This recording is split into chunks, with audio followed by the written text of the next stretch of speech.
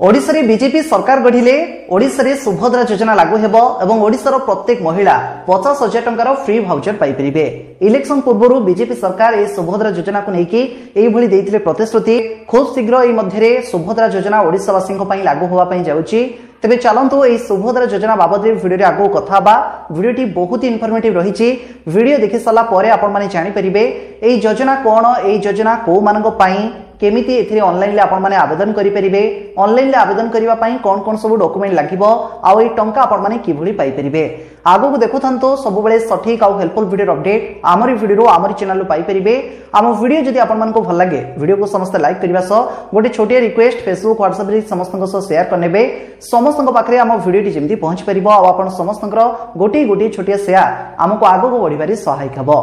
सुभद्रा योजना को लेकिन पर्टिकुलर कौन वेबसाइट वर्तमान समय सुधा ओडिशा सरकार तरफ जारी करा जाय नहीं। गोटे आर्टिकल जरिए मुझे योजना बाबद जनाऊँगी।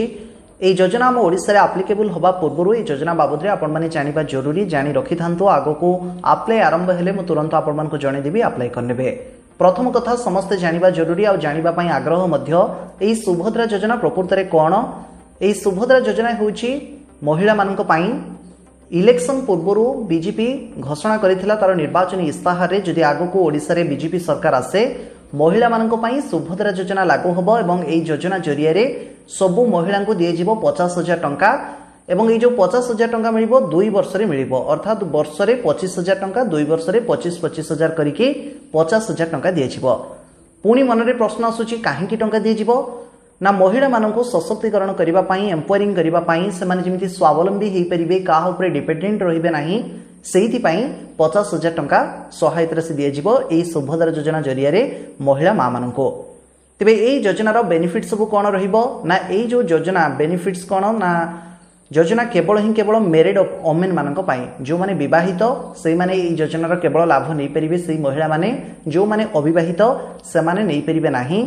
आ एई 50,000 टंकार जो भाउचर दिए जिवो अर्थात इंस्टॉलमेंट जरिया रे दिए जिवो 2 वर्ष मध्य रे। तेणु गोटे वर्ष रे 25,000 टंका लेखा आपण पाई परिबे।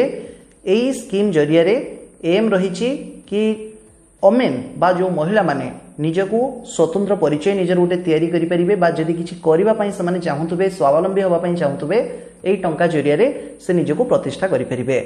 तेबे आउ देछि कि हाइलाइट्स कि ए जो scheme Subhadra scheme Odisha state रे ही केवल लागू होबो, बीजेपी पार्टी द्वारा आसीछि। ओडिशा रे जदि गवर्नमेंट आसे, बीजेपी गवर्नमेंट आसे, तेनु ओडिशा रे लागू होबो। सेही अनुसार लिखाइछि ओडिशा गवर्नमेंट स्कीम।